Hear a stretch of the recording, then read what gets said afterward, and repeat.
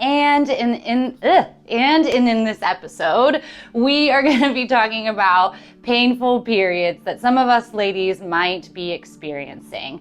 Some of us ladies might experience a combination or maybe all of these symptoms every month, and it could be irritability, anxiety, depression, painful menstrual cramps, heavy periods, water retention, breast tenderness.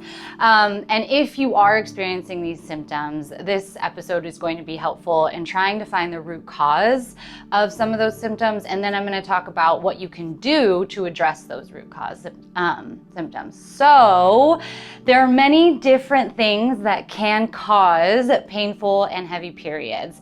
So let's dive in. So first thing could be estrogen dominance. So this means that there is too much estrogen in relationship to progesterone. So you could have a lot of estrogen and normal amount of progesterone, or the other way around, where there's a normal amount of estrogen but too little progesterone to balance that out. And you can actually get those hormones tested in a blood test in certain times of your cycle. And you can also get it tested in a comprehensive urinary hormone test called the Dutch test. I love the Dutch test because it not only looks at all of your hormones, so estrogen, progesterone, DHEA, testosterone, all of the estrogen metabolites, but it also looks at genetic SNPs, so genes that are responsible for processing your hormones, so like COMT and MTHFR. So it checks for the activity of those as well as any vitamin and mineral deficiencies that are essential for those biochemical pathways. The next thing that can cause painful periods is poor estrogen metabolism. So I talked a little bit about this in the Dutch test. So the Dutch test looks at 3 different estrogen metabolites: 2-OHE1, 4-OHE1, and 16-OHE1. So when these estrogen metabolites are not metabolized well or processed well, it can increase your risk for certain cancers like breast and uterine cancer, and it also can cause those irritable times every month. So we want to make sure that we are eliminating those estrogen metabolites. The next thing that can contribute is stress. So I talked about this in the thyroid episode that I had. So the 3-legged stool, right? So we have our adrenals, our thyroid, and our sex organs. I should put a line here. All of these organs they work together to keep harmony in our body. So if we are really stressed, this will also put stress on our thyroid. It will also put stress on our sex organs. So you might find that in times when you're super stressed, that your period is super duper painful as well as really, really heavy. And this is why. Okay. Next thing is poor diet and lifestyle. So one of the reasons why we might be having really heavy periods is because we have a lot of inflammation in the body, right? And this can be because we are not exercising, not following a really great diet. Maybe we're eating way too much processed foods, fatty foods, drinking way too much alcohol, smoking cigarettes. And what that does is it increases the level of prostaglandins, which are inflammatory markers in our body, and causes excess inflammation every month around our period. So things that are helpful in, treating or addressing a poor diet and lifestyle is 1, eating organic, eating a whole foods diet. So get rid of the junk. And then seed cycling. So seed cycling is really cool. You eat certain seeds depending on where you are in your cycle. So day 1 through 15, let's just say your cycle is 30 days long. So the first half of your cycle, you're going to be trying to promote estrogen. So you're going to want to eat foods that are going to promote that, okay?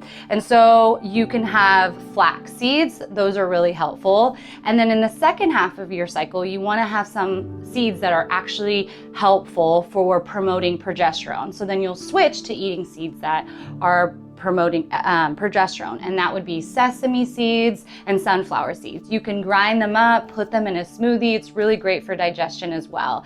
And so the idea is balancing healthy fats and also promoting that natural flow of your cycle. The other thing you can do is eat cruciferous vegetables. So broccoli, artichoke, cauliflower. Hopefully those things don't bloat you. But what those vegetables do is support the liver as well as increase glutathione in the body that actually helps with liver detox. Okay, the next thing is environmental toxins, and I think that we don't address this enough. So fragrances, nail polish, BPA that we find in plastics, and other xenoestrogens, they are hormone or endocrine disruptors. So what does that mean? They basically bind to estrogen receptors and cause a more dangerous biochemical pathway in our body that actually can be carcinogenic. And research has also found that exposure to these xenoestrogens and more environmental toxins is linked to PCOS and certain cancers. Oh, and another one that we can't forget is mold. So if you are living in a musty house, mold is also an endocrine disruptor as well. Things that help with preventing your exposure to environmental toxins is using the EWG app. I love the EWG Healthy Living app. Basically, it helps you find clean and non-toxic beauty and cleaning products. And going back to eating organic, they also post every year a new dirty dozen, which are basically foods that you want to avoid when they are not organic. And they also release the Clean 15, which if you can't, I get it, eating organic can be really expensive. So if you can't eat organic, you want to follow the Clean 15, which are basically foods that are generally safe to eat if they are not organic. And then the next thing that we don't utilize enough is sweat. So our skin is our largest detox organ in the body. So whether you're sweating because you're exercising or whether you're sweating from an infrared sauna to allow for that deeper detox, that is going to be really helpful in getting rid of all of the environmental toxins that we're exposed to on a daily basis. Okay.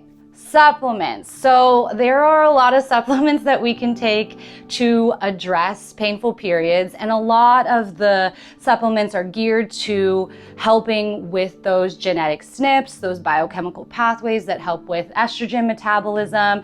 And those supplements can include B vitamins, methylated folate, magnesium. And magnesium is also really helpful when you're having painful menstrual cramps. And the idea is that magnesium actually helps relax those muscles so that you're not having so much painful cramps.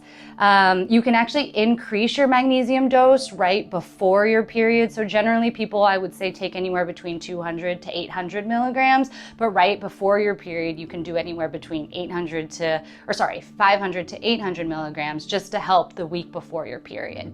Other supplements could be lithium and SAMe to help with those genetic SNPs.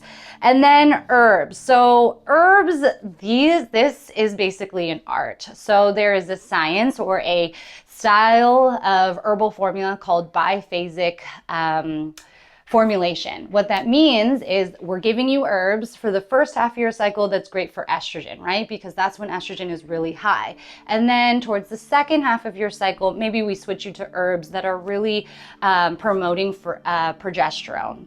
And so this can get really complicated, so I'm just gonna kind of keep it simple. But basically, if you're having that estrogen dominance picture, you wanna increase your intake of phytoestrogens. Phytoestrogens can be soy, they can be herbs like fennel, licorice, and what those herbs do, they're phytoestrogens. So basically they bind to those estrogen receptors and they block the excess estrogen that's in your body, so those estrogen pathways are not as strong, and you're not experiencing those really, really bad symptoms because those phytoestrogens are blocking those receptors. And then in the second half of your cycle, and if you don't have enough progesterone in your body to balance the estrogen, you want to take something like Vitex. And there are other progesterone promoting herbs as well, but Vitex is very, very popular. Okay, and then there are herbs to help with your heavy or painful cramps. So it's cramp bark, which is pretty self-explanatory. It's a uterine tonic as well as a muscle a natural muscle relaxer. So you can take that every couple hours just for pain relief on the first couple days of your period. And then the next thing, as an acupuncturist as well, you can also get some acupuncture done. So the idea is if you are having painful periods, there's a lot of like pelvic congestion in the body. And so what acupuncture does is actually help move the chi, help move the blood so that your body's not working so hard to expel that blood out. I know that sounds kind of graphic, but it's really helpful. And it's also really relaxing. So it also helps with this stress, the adrenal, thyroid, and sex organ balance, right? So if we're not as stressed as much, then, you know, we're not putting so much burden on our adrenal glands, on our thyroid, and our sex organs, and thus in hopes that we won't be having such awful periods every month. Okay, so I really hope that this was really helpful for you. If you liked this episode, please like and subscribe to our channel. Okay, see you next time. Bye.